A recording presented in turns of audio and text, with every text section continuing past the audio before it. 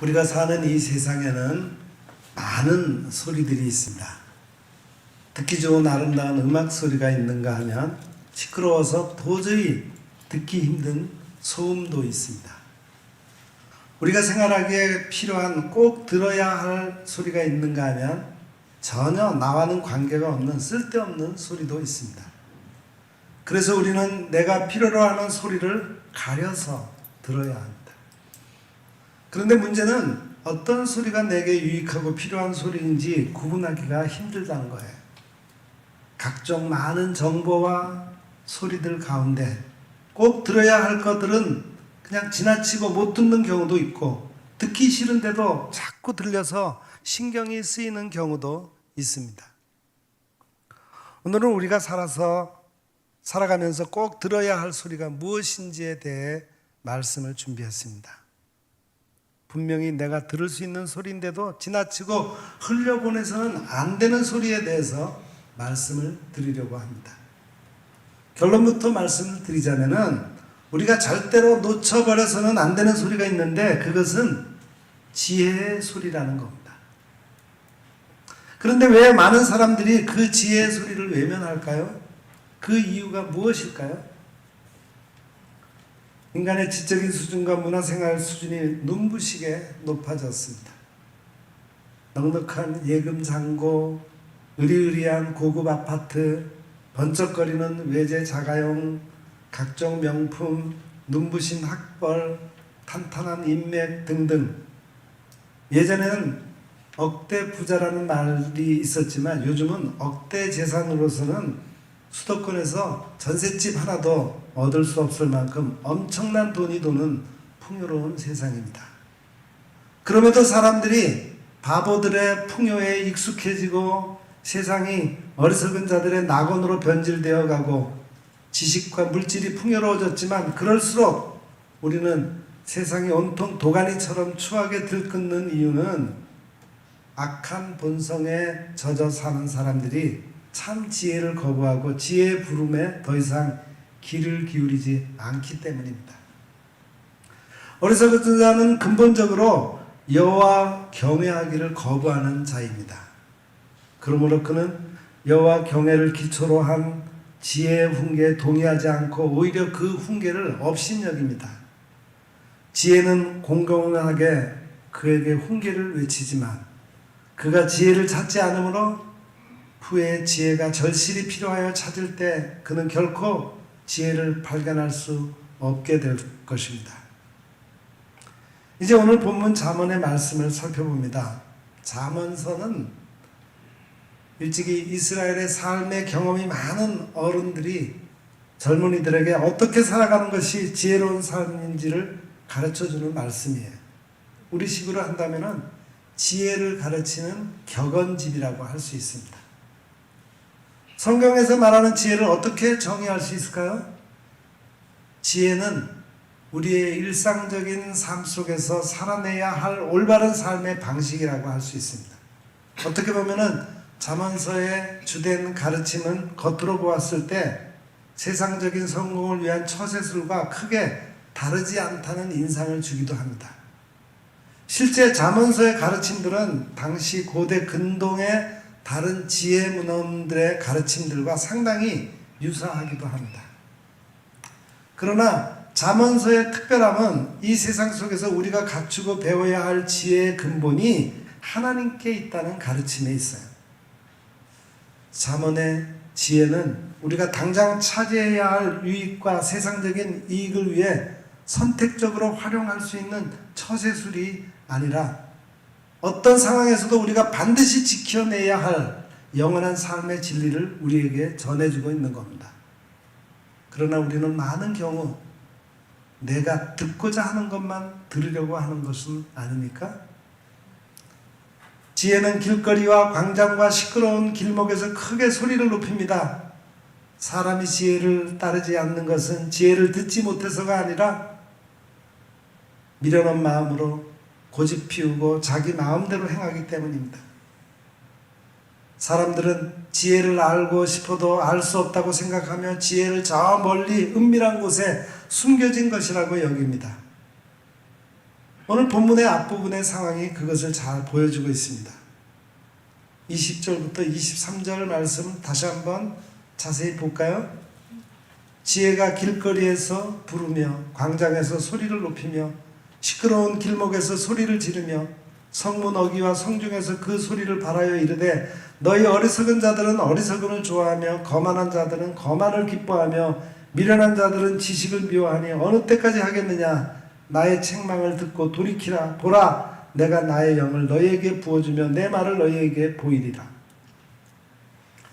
잠언 1장 9절부터 19절까지는 아버지가 아들에게 이익을 탐하는 악인을 따르지 말라고 경고합니다.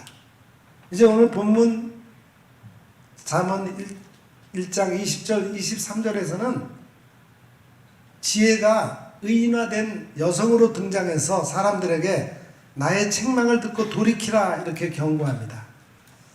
잠언에는 지혜가 여성으로 의인화되어서 자주 나옵니다. 이것은 지혜가 히브리어로 호쿠마라는 단어를 쓰는데 그 호쿠마라는 단어가 여성형 명사이기 때문입니다. 또한 잠언서에서 대부분 아버지가 아들에게 충고의 말을 전하며 아들이 사랑하고 찾아야 할 배우자로서 여성을 염두에 두고 있기 때문에 지혜가 여성으로 자연스럽게 의인화되어 나타난 것으로 이해할 수 있습니다. 지혜가 마을의 광장과 길거리에서 사람들에게 외치며 그녀의 말을 전합니다. 광장과 길거리는 마을의 지도자들이 모여서 소송을 처리하는 곳이고 또 그곳에 시장이 형성돼서 사람들이 몰려와서 북적이는 곳입니다. 지혜는 마을 사람들이 거의 다 모였다고 해도 과언이 아닌 곳에서 사람들이 들을 수 있도록 소리를 질러가며 말을 전하고 있습니다. 지혜가 진리의 말씀을 외치고 있는 이 장소들은 특별한 장소가 아니라 많은 사람들이 일상적으로 오고 가는 장소입니다. 즉, 지혜는 어느 특별한 곳에 숨겨져 있는 것이 아니라 우리가 거하는 모든 곳에서 배울 수 있는 것임을 말하고 있습니다. 여러분, 시장의 모습을 한번 상상해 보십시오. 시장에는 물건을 팔려고 하는 장사꾼들의 호객하는 소리와 물건값을 조금이라도 깎아보려는 사람들의 소리, 그리고 노랫소리와 정치인들의 유세소리로 가득하기도 합니다. 우리가 그런 소란한 거리에 들어서게 되면은 여기저기서 들려오는 소리들로 인해서 정신이 없을 것 같기도 하지만 막상 시장 골목에 들어서게 되면은 우리의 관심을 끄는 소리들이 분명히 있습니다. 그것은 바로 자신이 평소에 관심을 기울이고 있던 소리들입니다. 내가 평소에 사고 싶은 물건이 있다면은 그 물건을 값싼 가격에 파는 소리가 나의 귀에 들려올 것이고, 좋아하는 노래가 들려온다면은 그 노랫말에 귀를 기울이지 않겠습니까? 결국 수많은 소리가 뒤엉킨 가운데서도 우리의 마음을 사로잡는 소리가 분명히 있다는 겁니다. 아무리 참된 진리의 말씀이라 할지라도 우리가 그에 대한 관심을 두지 않는다면 이는 공허한 소음에 불과할 뿐입니다. 하나님은 우리의 일상의 삶 가운데 계속해서 말씀해주고 계십니다. 한치의 오차도 없이 돌아가는 이 자연세계는 우리가 상상할 수도 없는 하나님의 오묘한 창조 질서를 나타내고 있습니다. 그리고 우리가 매일같이 겪는 우리의 삶의 경험들 속에서 우리는 하나님의 우리를 향한 뜻을 분별해 낼 수 있어야 합니다. 그러나 참된 진리에 관심이 없는 이들에게는 이 자연의 세계는 그저 우연의 산물일 뿐이고 자신의 삶은 세상적 기준에 따라 판단될 뿐입니다. 여기 본문 22절에서 지혜는 참된 진리의 소리에 관심을 기울이지 않는 자들을 향해 질책의 목소리를 높이고 있습니다. 너희 어리석은 자들은 어리석음을 좋아하며 거만한 자들은 거만을 기뻐하며 미련한 자들은 지식을 미워하니 어느 때까지 하겠느냐. 이들은 어리석은 자들이고 거만한 자들이며 미련한 자들입니다. 이들은 하나님의 율법의 말씀을 경청하지 않고 무시하는 자들로 묘사되는 시편 1편에 나오는 세 가지 사람들, 즉 악인들, 죄인들, 오만한 자들과 비교되기도 합니다.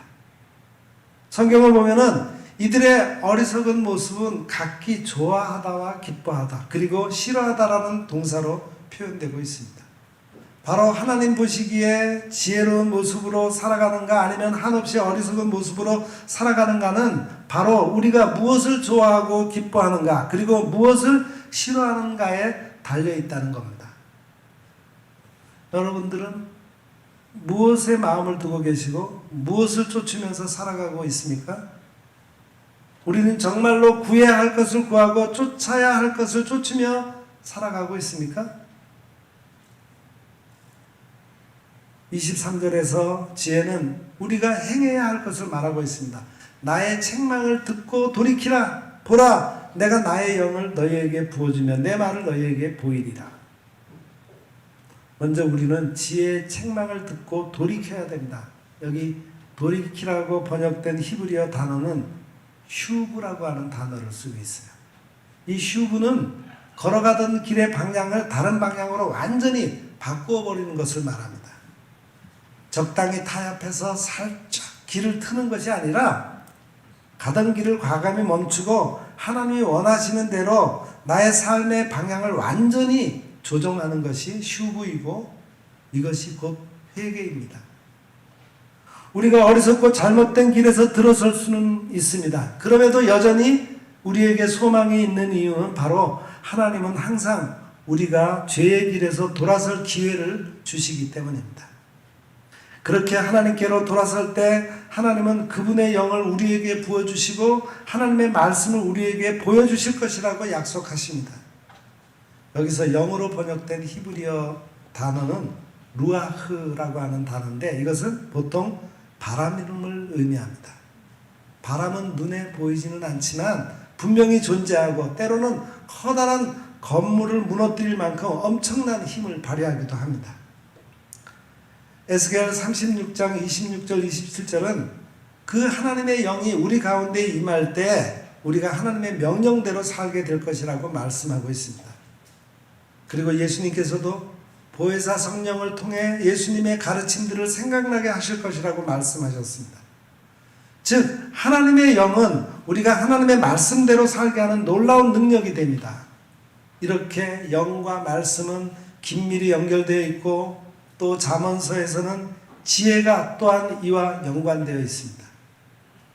이는 우리 눈에 보이는 세상의 가치만을 좋아하고 기뻐하며 눈에 보이지는 않지만 본질적인 능력이 되는 하나님의 말씀을 싫어하는 어리석은 삶의 길을 걷고 있을지 모르는 우리들을 향한 훈계의 말씀이 됩니다. 24절부터는 그럼에도 불구하고 지혜에 부르짖는 외침에 귀를 기울이지 않는 이들에 대한 하나님의 심판의 말씀이 선포됩니다. 내가 불렀으나 너희가 듣기 싫어하였고 내가 손을 폈으나 돌아보는 자가 없었고 도리어 나의 모든 교훈을 멸시하며 나의 책망을 받지 아니하였은즉 지혜는 어리석은 자가 훈계에 귀를 기울이고 지혜의 약속을 받기 원하지만 어리석은 자는 지혜의 외침을 듣고 관심을 가지라는 손짓을 보고서도 이를 거절하는 쪽을 선택했습니다. 그는 지혜의 모든 책망과 교훈을 멸시하고 그 말씀에 동의하지 않았습니다. 이처럼 어리석은 자는 지혜의 훈계를 들을 기회가 없었던 자가 아니라 스스로 어리석음을 택하고 어리석음을 사랑한 미련한 자입니다. 하나님은 잘못된 길을 돌이킬 수 있는 시간과 기회를 우리에게 허락하시지만 반드시 심판의 때가 임할 것임을 지혜는 경고하고 있습니다. 우리의 일상의 삶 가운데서 계속해서 지혜의 말씀이 우리 귓가에 울려 퍼지지만 이 소리에 귀를 기울이지 않고 멸시하는 이들은 결국 하나님의 심판을 피할 수가 없다는 것입니다. 바다에서 멀리 큰 해일이 몰려오는 모습이 보이면 피하려고 하겠지만 사람의 눈에 그 해일이 보일 때는 이미 늦은 것입니다. 인생의 재앙도 그렇습니다. 사람의 판단으로 문제가 생겼다고 느껴지면 이미 돌이킬 수 없습니다. 그런데도 미련한 사람은 경고를 무시하고 자신이 직접 보기 전에 믿지 않는 사람이 있는 거예요.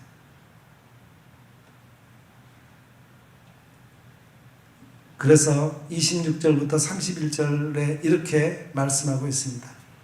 너희가 재앙을 만날 때 내가 웃을 것이며 너희에게 두려움이 임할 때 내가 비웃으리라. 너희의 두려움이 광풍같이 임하겠고 너희의 재앙이 폭풍같이 이르겠고 너희에게 근심과 슬픔이 임하리니 그때 너희가 나를 부르리라. 그래도 내가 대답하지 아니하겠고 부지런히 나를 찾으리라. 그래도 나를 만나지 못하리니 대전 너희가 지식을 미워하며 여호와 경외하기를 즐거워하지 아니하며 나의 교훈을 받지 아니하고 나의 모든 책망을 업신여겼음이니라. 그러므로 자기 행위의 열매를 먹으며 자기 꾀에 배부르리라. 어리석은 자들이 지혜의 책망을 거절했으므로 그 대가로 그들이 지혜를 필요로 할 때에 지혜는 그들을 비웃고 대꾸하지 않을 것입니다. 지혜를 필요로 하는 때에는 그들이 곤란에 처해 명료하고 효과적인 사고가 절실한 때입니다. 이러한 시기에 광풍과 폭풍같이 예고 없이 그리고 엄청난 힘으로 닥치게 되므로 어리석은 자는 근심과 더불어 심한 타격을 받을 수밖에 없습니다.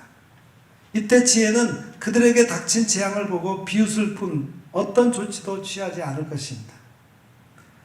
여기서 지혜의 비웃음은 무정함을 나타내는 표현이 아니라 지혜를 비웃고 어리석음을 택하여 재앙을 자초한 어리석음에 대한 반응을 나타내는 겁니다. 어리석은 자들은 뒤늦게 지혜를 부르고 부지런히 찾겠지만 그들은 결코 지혜를 찾을 수 없습니다. 지혜는 그동안 지속적으로 그들에게 손을 내밀었습니다. 어느 누구도 지혜의 외침을 못 들어서 지혜를 얻을 기회가 없었다고 핑계댈 수 없습니다. 지혜는 자기의 모든 유익을 주겠다는 약속까지 하며 그들에게 지혜를 거절하지 말라고 호소했습니다. 그러나 어리석은 자들은 그 호소에 콧방귀도 뀌지 않았습니다. 그러므로 그들이 절박하게 지혜를 필요로 할 때 그들은 지혜 대신 시련과 난관을 만나게 될 것입니다. 지혜는 광장에서 오고 가는 사람들에게 또는 현재 우리들에게 그들이 듣는 지식이나 교훈 또는 책망을 제대로 듣기 위해서는 여호와를 경외하는 것이 필수적이라고 말합니다. 지혜는 이미 22절에서 미련한 자들은 지식을 미워하고 어리석음을 좋아하며 남을 비웃기를 즐긴다고 지적했어요. 이제 29절에서는 그 근본적인 이유가 그들이 여호와 경외하기를 선택하지 않았기 때문임을 밝힙니다. 오늘 새 번역에서는 여호와 경외하기를 즐거워하지 않았기 때문이다 그렇게 번역하고 있죠. 그들이 지혜의 교훈과 책망을 거부한 동기는 그만큼 자의적이고 의도적입니다. 귀에 들린 이 모든 말을 듣기 싫어하고 거절하는 이유는 자신의 생각과 판단을 하나님의 생각과 명령이 담긴 말보다 더 높게 여겼기 때문입니다. 이러한 판단과 생각은 지혜를 배제하는 어리석음이며 때가 이르면 그 행위에 대한 마땅한 심판을 받게 됩니다.